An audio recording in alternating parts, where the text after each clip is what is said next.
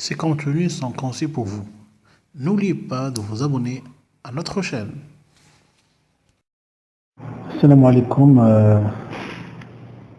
et bienvenue à tout le monde, chers auditeurs, chères auditrices, membres du groupe S1 Exposé.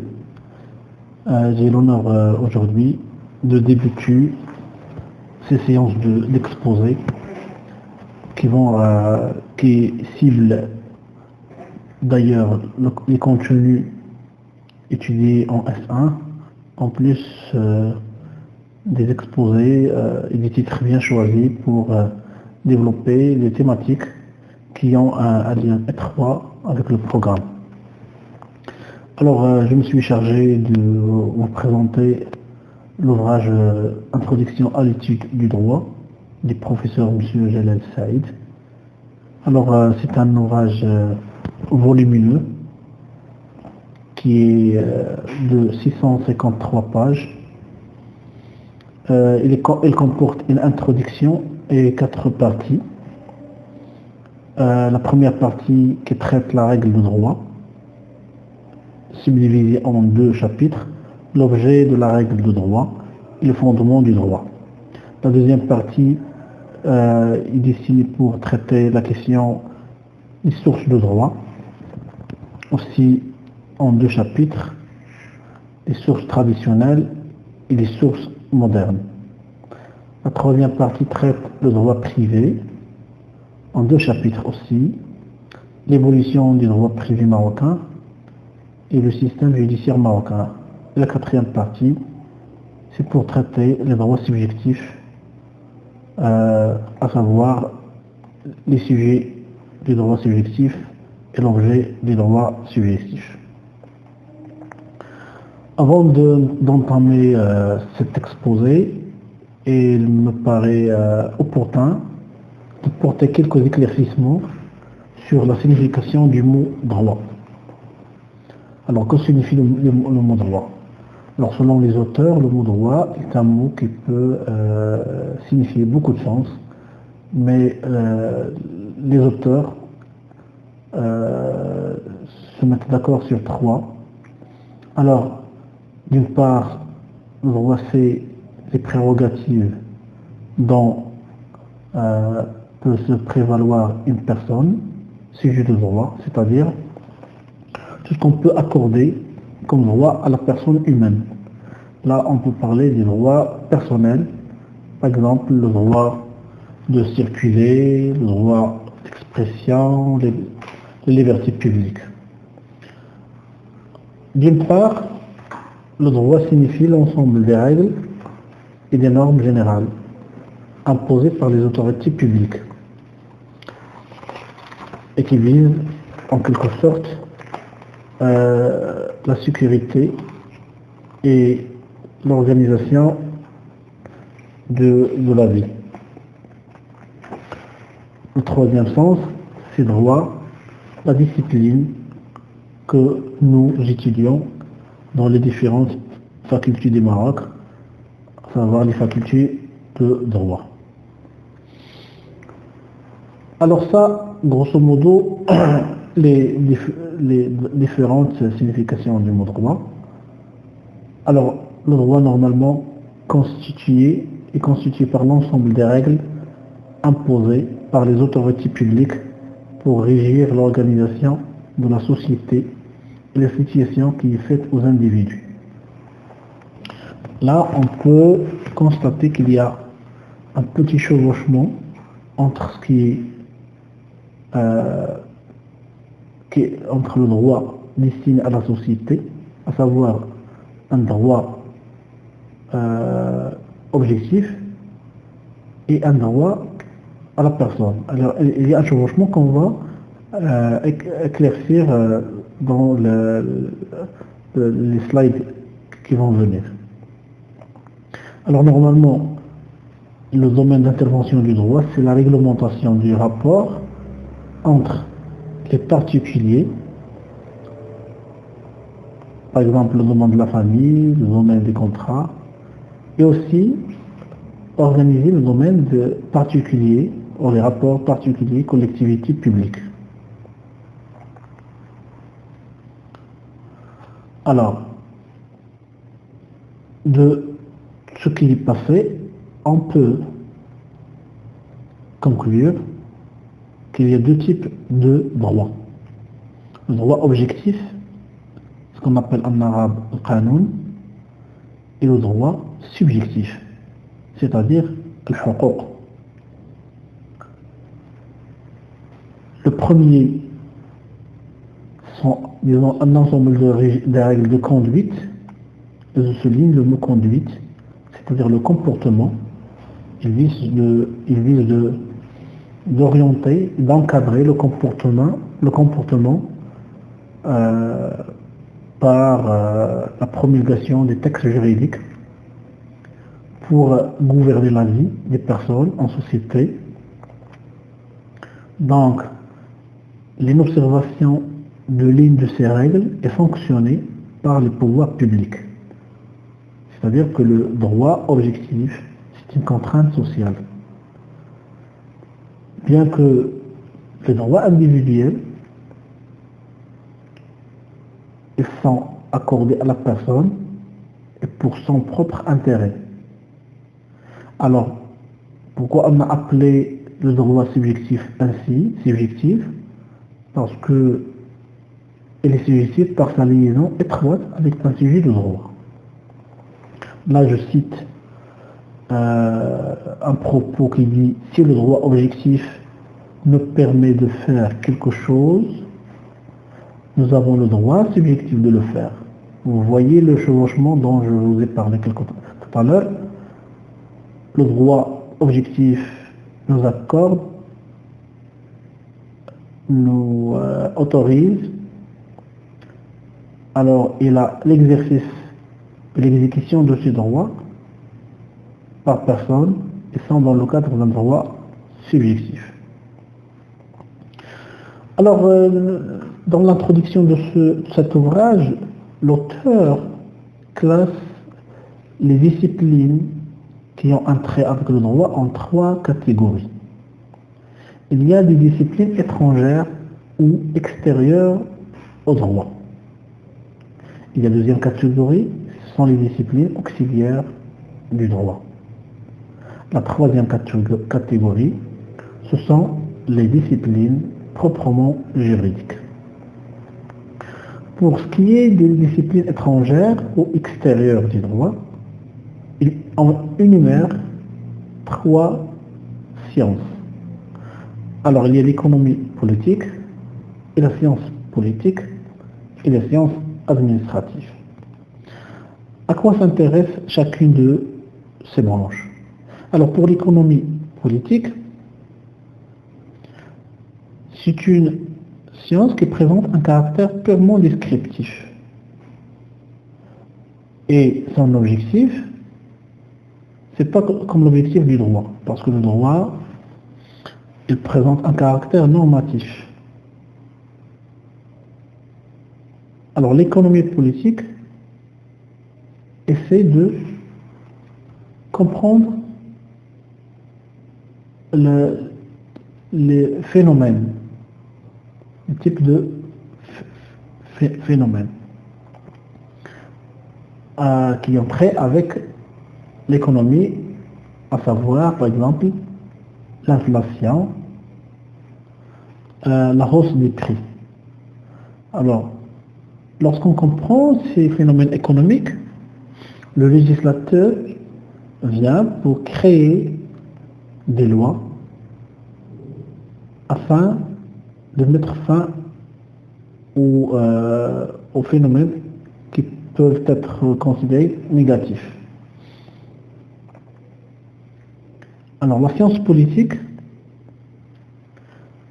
il s'intéresse à la vie réelle d'une société, ce qu'on peut appeler les mœurs politiques ou bien les groupes de pression.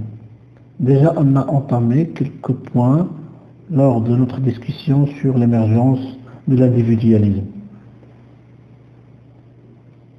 Alors là, le droit a pour objet les règles qui fixent l'organisation et le fonctionnement de l'État dans le cadre de la science politique. la science administrative, aussi, on essaie de comprendre les phénomènes qui influencent le fonctionnement de l'administration. Pour ce qui est de les disciplines auxiliaires du droit, alors il y a l'histoire du droit. L'histoire du droit se propose pour comparer le droit. Les deux disciplines, ou bien les deux types de droit, l'histoire du droit et le droit comparé, ils ont la même finalité, c'est la comparaison, mais avec une différence. L'histoire du droit, on essaie de comparer le droit actuellement en vigueur avec ce qu'on appelle le droit positif, avec le droit qui était appliqué autrefois. C'est-à-dire que c'est une comparaison qui porte ou bien qui s'effectue dans l'axe de temps. Alors, volet de temps. Bien que le droit comparé, il s'intéresse à confronter notre droit actuel avec les droits pratiqués dans d'autres pays. C'est une approche spatiale, c'est-à-dire on essaie de comparer dans l'espace. Alors, la troisième science dans les disciplines auxiliaires du droit, c'est la sociologie juridique. La sociologie juridique s'attache à un élément très essentiel, c'est connaître le comportement des citoyens devant les règles de droit. Pourquoi? Pour éviter le risque de ne pas recevoir aucune application des textes. À titre d'exemple, vous vous rappelez tous de la Mudawwana de circulation. Mudawwana de circulation. Alors là, le législateur a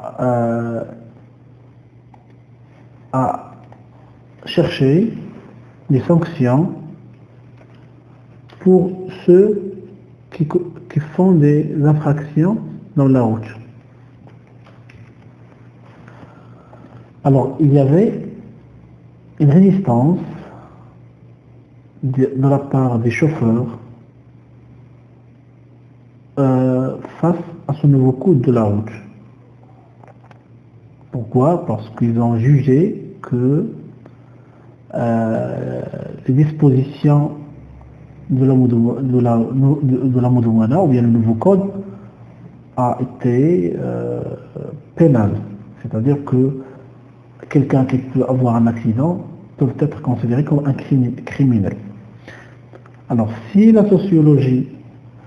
Après, alors, on a arrêté l'application de ce code une année. Il a été reporté pour une année pour que les gens... Et on a adopté des mesures d'application de petit à petit pour que les gens puissent accepter ce nouveau code.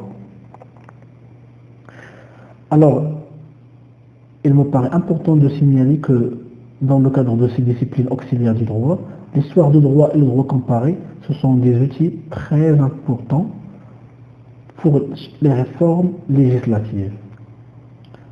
À chaque fois qu'on veut faire des réformes, on s'adresse aux expériences de nos voisins, ou bien on s'intéresse à l'histoire du droit. Alors la troisième catégorie, les disciplines proprement juridiques, elles sont en deux principales catégories. Alors le droit public et le droit privé. Le droit public, il peut être réparti en deux, droit public interne et droit international public. Et le droit privé, lui aussi, peut être subdivisé en deux, un droit privé interne et un droit international privé. Que voulons dire par droit privé et droit public? Une définition. Alors, le droit public a pour objet l'organisation de l'État. et des collectivités publiques. Là, je vous invite à avoir une définition sur ce qu'on appelle l'État et les collectivités publiques. Et ça, c'est une question qu'on va aborder, rappelez-vous bien, à la fin de cet exposé. Qu'est-ce que l'État? Quelles sont les collectivités publiques? Alors, ce droit public s'occupe également des rapports de droit État, collectivité publique et des simples particuliers. Pour le droit privé ne s'intéresse qu'au rapport des personnes privées entre elles. Les personnes privées. Quels critères de distinction on peut faire entre le droit public et le droit privé? Les auteurs disent qu'il est simple. Il est simple de distinguer que un texte ou bien une loi, ça appartient à un droit public ou bien à un droit privé. Mais sur la base de quels critères? Il y a ceux qui proposent la finalité des règles de droit. C'est-à-dire qu'est-ce qu'on vise? En règle générale, le droit public se trouve au service de la société, satisfaire l'intérêt général. Et le droit privé est au service de l'individu. Ça, c'est une chose qu'on a déjà soulignée. Le droit privé vise la protection des intérêts des particuliers, les intérêts privés. Mais est-ce qu'il n'y a pas d'exception? Oui, il y a des exceptions. Il y a quelques dispositions du droit public qui s'efforcent d'assurer le respect de la liberté individuelle. Et la liberté individuelle, c'est un intérêt privé. Mais on consacre un texte pour protéger une liberté individuelle. De même, pour le droit privé, il y a des règles du statut personnel, la mudouwana, qui prend en considération l'intérêt général. Par exemple, lorsqu'on oblige un mari de payer l'obligation alimentaire, nafaqa, ça c'est pour le bien-être de la société. C'est-à-dire, avec un texte de droit privé, on cherche intérêt général. Donc, la finalité des règles de droit ne peut pas être un critère convaincant puisqu'il y a ces exceptions. Est-ce qu'on peut se baser sur le caractère des règles de droit? Le caractère des règles de droit. Pourquoi? Parce que le droit public est un droit impératif ou contraignant. Il y a ce volet de obligation. Et le droit privé, c'est un droit libéral. Un droit qui fait régner la volonté de l'individu. Mais on trouve que le droit public aussi est un droit libéral. Par exemple, il nous garantit, ou bien il garantit aux citoyens, leur droit de liberté, de circuler, d'opinion, d'expression, de vote. Mais prenons l'exemple de vote. J'ai un droit, mais que je ne l'exerce pas. Donc, c'est un droit public libéral, qui n'est pas contraignant. Au contraire, le droit privé peut être contraignant. Par exemple, la dot, sadaq, au niveau du mariage, la dot au profit de l'épouse. Ça, ou bien cette clause, cette disposition contenue dans la mudouwana ne peut pas être écartée. Tu ne peux pas faire un consentement avec la femme de ne pas lui donner sa dot. Sinon, le mariage sera annulé. Donc, le caractère des règles de droit aussi est insuffisant. La sanction des règles de droit. si bien que l'administration jouit d'un privilège dans le cadre du droit public d'exécution d'office, faire justice à soi-même. Par exemple, le cas des impôts. L'administration peut faire justice soi-même. Bien sûr, ce n'est pas dans tous les cas. Mais il y a des cas où il peut faire justice lui-même. Le cas des impôts. Dans le droit privé, nul ne peut se faire justice à soi-même. Dans le cas du droit public, on ne peut pas saisir un bien de l'État en cas de dette. Si l'État n'a pas pu payer une dette, on ne peut pas lui faire saisir un bien. Mais la saisie des biens pour les particuliers, on peut le faire, mais ça passe par la justice.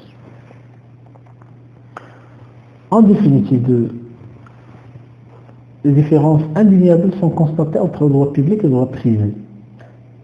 Ces interférences laissent les auteurs parler de la publicisation du droit privé et privatisation du droit public. Il n'y a pas de limites ou des frontières bien claires, bien déterminées entre droit public et privé, mais il y a des adaptations et des chevauchements entre les deux, ce que a laissé les auteurs de parler de la publicisation du droit privé et privatisation du droit public.